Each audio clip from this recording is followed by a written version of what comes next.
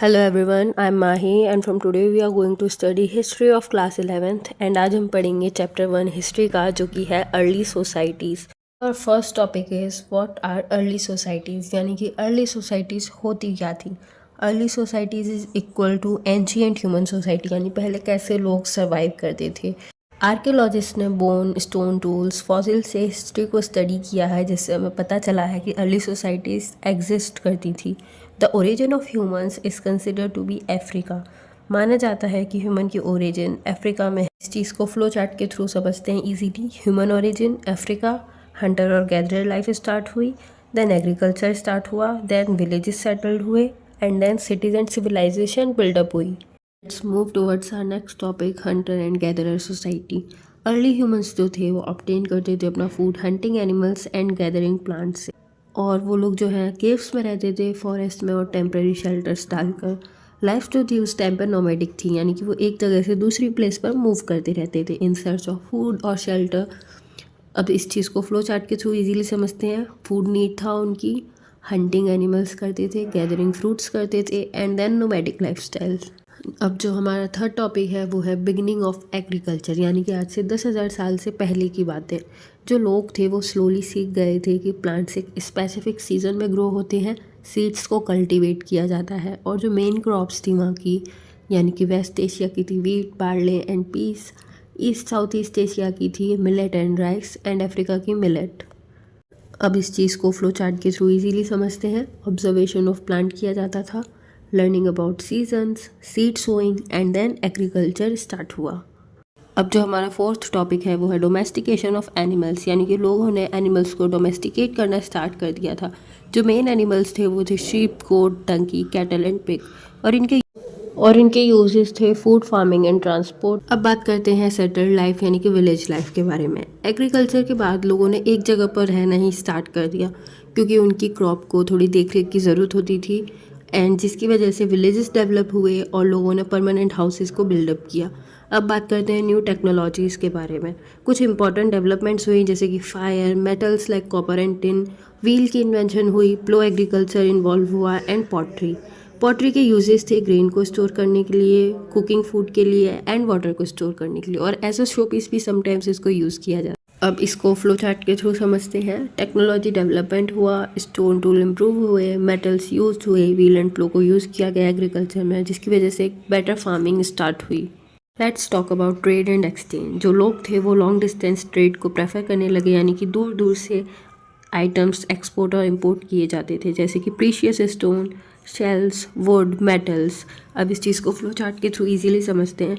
Extra production होने लगा, जिसकी वजह से ट्रेड की इन्वेंशन हुई, एक्सचेंज ऑफ गुड्स होने लगा और ग्रोथ ऑफ टाउन हुआ। गए हैं इस लेक्चर के लास्ट टॉपिक पर, जो कि है ग्रोथ ऑफ सिटीज़। ट्रेड और एग्रीकल्चर हुआ, जिसकी वजह से सिटीज़ का डेवलपमेंट होने लगा। सिटीज़ में किंग्स होते थे, प्रीस्ट होते थे, लेबर्स होते थे एंड स्क्राइब्स होते थे। प्रीस्ट जो कि चर्च में होते थे, यानी कि एक तरह से पुजारी। स्क्राइब्स राइटर को कहा जाता है, जो कि राइटिंग करते थे। और दो इम्पॉर्टेंट बात हुई, जैसे कि पॉपुलेशन इंक्रीज होने लगी और राइटिंग सिस्टम डेवलप हुआ। इम्पॉर्टेंट टाइमलाइन है जो कि हमारी इस पार्ट की, वो है अफ्रीका के बारे में, Europe, Asia, South Asia and America. इस चैप्टर के लास्ट पार्ट में कवर करेंगे। सो अगर वीडियो पसंद आई हो तो don't forget to like, subscribe, share and comment, and thank you for watching. Stay connected for other lectures. Hello everyone, I am Mahi and last lecture में हमने पार्ट 1 कवर किया था इस चैप्टर का, एंड हमारा चैप्टर है early societies, writing and city life. तो इस वीडियो में हम पार्ट 2 कवर करेंगे। So without any sort of further delay, let's get start the chapter. Mesopotamia एक ग्रीक वर्ड से डिराइव किया गया है, जिसमें मेसोस का मतलब है मिडल एंड पोटामोस का मतलब रिवर।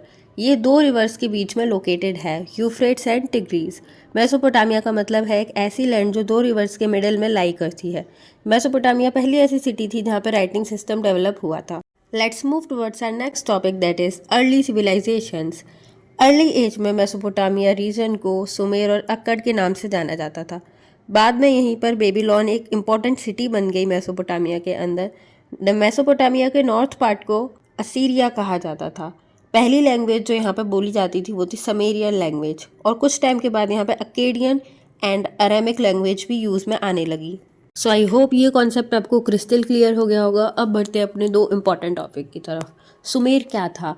ये एंशियंट सिविलाइजेशन थी साउथ मेसोपोटामिया की। एंड लेटर रूलिंग ग्रुप था हमारा अक्कड़, जिसने रिप्लेस कर दिया था समेरियंस को। बेबीलोन वहाँ की एक इंपॉर्टेंट सिटी थी, जिसको आप सिटी ऑफ एम्पायर भी बोल सकते हैं। एंड असीरिया एक पावरफुल किंगडम था नदर्न मेसोपोटामिया का। Let's talk about geography of Mesopotamia. Iraq में बहुत सारे डिफरेंट एनवायरनमेंट्स थे। नॉर्थ ईस्ट में माउंटेन्स थे, नॉर्थ में ग्रासलैंड्स थे यानी कि स्टेपी, एंड साउथ में था deserts. Euphrates and Tigris river थी जो फ्लो करती थी माउंटेन से। फ्लड्स की वजह से वहाँ पर डिपॉजिट हो जाता था फील्ड में फर्टाइल सिल्ट यानी कि फाइन मड, जिसकी वजह से एग्रीकल्चर पॉसिबल हुई और हेल्दी भी होती थी। तो दो इंपॉर्टेंट टर्म्स हैं यहाँ पर। सिल्ट वो सॉइल होती है जो कि फ्लड्स के बाद रिवर से आती है और ये बहुत ही फर्टाइल होती है for agriculture.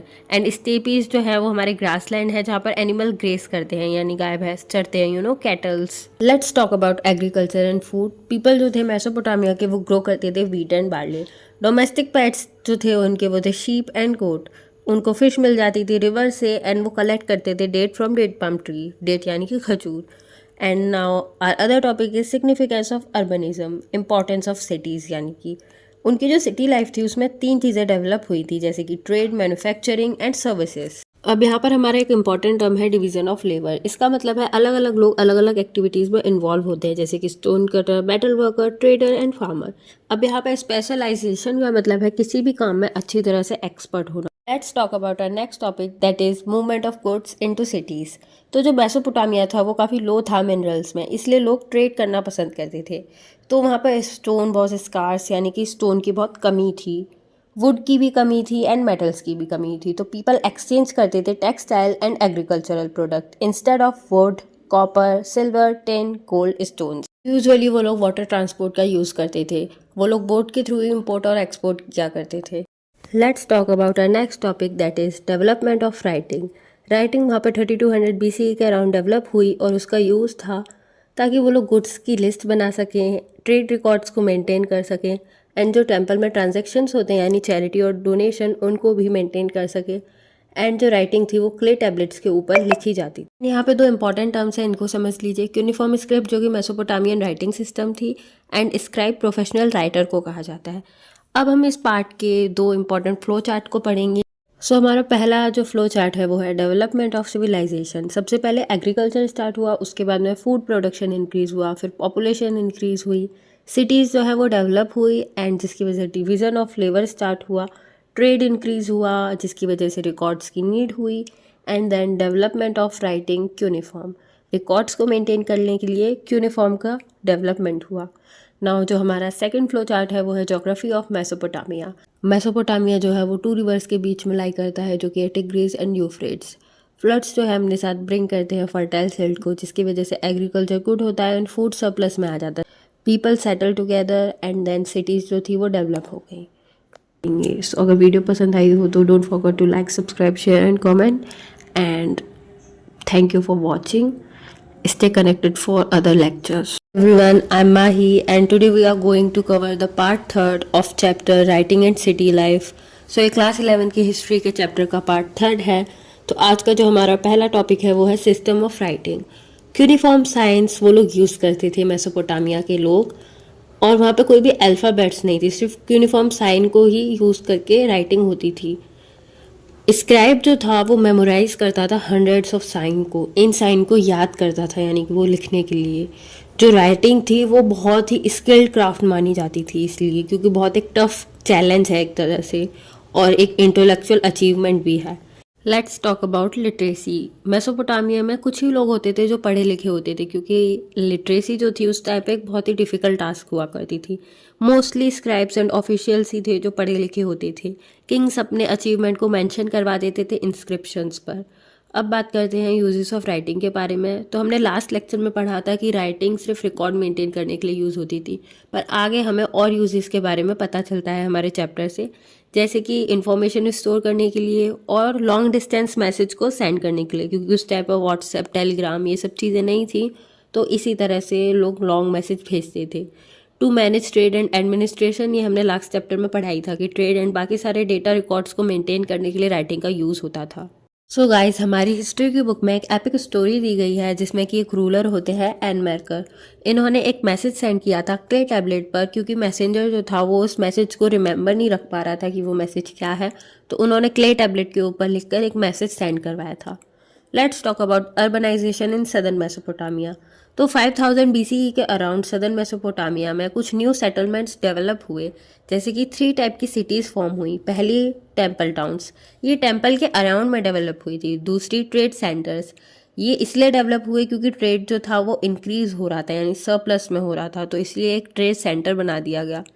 And the third one is Amperian cities. ये डेवलप हुई थी पावर ऑफ किंग के साथ, यानी कि जो किंग के आसपास का एरिया था उनको हमने इम्पीरियल सिटीज़ कहा। Let's talk about urban growth and city development. 3000 BC के अराउंड जो सिटीज़ थी जैसे कि उरुक अर्बन सेंटर बन गई थी। जो एरिया था उरुक का वो एक्सपेंड हुआ था 250 हेक्टेयर्स तक। एक डिफेंसिव वॉल क्रिएट कर दी गई थी सिटी के अराउंड ताकि उसको प्रोटेक्ट किया जा सके, और जो लोग थे वो विलेजेस से शिफ्ट हो रहे थे सिटीज़ की तरफ, which shows urbanisation. Let's talk about labour system. War prisoners and local people जो थे वो वर्क करते थे टेम्पल के लिए एंड किंग के लिए। किंग यानी रूलर। वॉर प्रिजनर वो लोग होते हैं जो कि किसी वॉर में हार जाते हो, फिर किंग उनको अपनी कस्टडी में ले लेता है, यानी एक तरह से कैदी। काम करने के बदले में ये लोग सैलरी की जगह राशन लेते थे, जैसे कि ग्रेन हो गया, ऑयल हो गया, क्लोथ्स हो गया। और 1000 से भी ज़्यादा वर्कर थे जो टेम्पल के कंस्ट्रक्शन में काम कर रहे थे उस टाइम पर। Next topic is technological developments. Bronze tool का यूज़ होता था क्राफ्ट एंड कंस्ट्रक्शन करने के लिए। ब्रिक कॉलम जो थे वो लार्ज बिल्डिंग को सपोर्ट करने के लिए यूज़ होते थे। And potter's wheel mass production करता था पॉटरी का, यानी पॉटरी को बनाना। एंड मेसोपोटामिया में जो सील यूज़ होती थी वो सिलेंडर शेप की होती थी। एंड जो डिज़ाइन फॉर्म होती थी वो उसको रोल करके होती थी। एक वेट क्ले पर उस सील को रोल कर दिया जाता था एंड डिज़ाइन बन जाती थी। सो इसको यूज़ किया जाता था गुड्स को सील करने के लिए, ऑथेंटिक लेटर पे इसको स्टैंप लगाने के लिए एंड शो करने के लिए किसी की ओनरशिप, जैसे कि किंग की। Let's talk about life in the city. तो वहाँ पे एक रूलिंग एलाइट की सोसाइटी बनने लग गई थी। इलाइट मतलब होता है कि एक ऐसी सोसाइटी जहाँ पे सब लोग रिच होते हैं, पावर में, इंटेलिजेंस में एंड एवरीथिंग। मेसोपोटामिया में न्यूक्लियर फैमिली देखने को मिली थी, यानी कि ऐसी फैमिली जिसमें चिल्ड्रन और पेरेंट्स होते हैं। फादर जो थे हेड होते थे फैमिली के, यानी एक पेट्रियार्कल सिस्टम चलता था। और मैरिज में इन्वॉल्व होते थे कंसेंट वाले गिफ्ट, यानी कि if both families are ready तो वो लोग एक दूसरे को गिफ्ट सेंड करते थे, not dowry. Let's talk about architecture of Mesopotamia, यानी कि वहाँ के हाउसेज एंड स्ट्रीट्स के बारे में। तो जो स्ट्रीट थी वो बहुत नैरो थी, यानी कि पतली पतली गलियाँ थीं एंड इम्परफेक्ट टाउन प्लानिंग थी एकदम। Court yard drainage system and sums देखने को मिलते थे वहाँ पे। और वहाँ का ड्रेनेज सिस्टम बिल्कुल भी मोहनजोदाड़ो के जैसा नहीं था, यानी कि बहुत ओल्ड स्कूल था। तो guys our next topic is trading town Mari. तो 2000 BC के बाद मैरी जो था एक ट्रेड सेंटर बन गया। पोस्टोलिस्ट बकरी चराने वाले को बोलते हैं। फार्मर्स एंड पोस्टोलिस्ट एक्सचेंज करते थे अपने मटेरियल्स को, इंटर एक्सचेंज करते थे, यानी एनिमल चीज़ और लेदर के बदले ग्रेन और टूल्स। एंड कभी कभी मेसोपोटामिया में वाटर लैंड के पीछे लोगों में कॉन्फ्लिक्ट्स यानी लड़ाई झगड़े भी हो जाते थे। Let's talk about some important terms. Elite क्या होता है? एक सोशल ग्रुप जो कि बहुत पावरफुल है मनी के लिए, पावर के लिए एंड इंटेलिजेंस के लिए। यूनिफॉर्म वेज शेप्ड की राइटिंग होती है जो क्ले पे लिखी जाती है। पॉटर व्हील्स, एक व्हील होता है जिससे पॉटरी की जाए, यानी पॉट्स बनाए जाएं, जैसे कि बोल, मटका एक्सेट्रा। न्यूक्लियर फैमिली वो फैमिली होती है जहाँ पे वाइफ, चिल्ड्रन एंड हस्बैंड रहते हो। तो पीछे की वीडियो अभी थोड़ी ब्लर हो गई थी तो मैंने एक फ़ोटो ऐड कर दिया ताकि आप क्लियरली नोट डाउन कर सको। गाइस, अगर आपने अभी तक इस चैप्टर के फर्स्ट और सेकंड पार्ट नहीं देखे हैं तो ज़रूर देख लीजिएगा, मैंने लिंक डिस्क्रिप्शन में मेंशन कर दी है। एंड वीडियो को लाइक कर दीजिएगा एंड कनेक्टेड रहिएगा अगले लेक्चर के लिए। हम नेक्स्ट लेक्चर में इस चैप्टर के MCQs करेंगे। तो यहाँ पर हमारे चैप्टर फिनिश हो गया गाइस, एंड नेक्स्ट पार्ट में हम लोग इंपॉर्टेंट डेट्स डिस्कस करेंगे एंड 20 MCQs करेंगे इस चैप्टर के, ताकि एकदम अच्छे से कुछ भी ना छूटे and you will score 100% of your marks. So don't forget to like, subscribe, share and comment. Don't forget to press the bell icon so you will never miss any update from my channel. Stay connected and share this video as much as possible and leave a comment for review. Share this video to your friend as much as possible and don't forget to leave a comment to tell me कि ये video कैसी थी।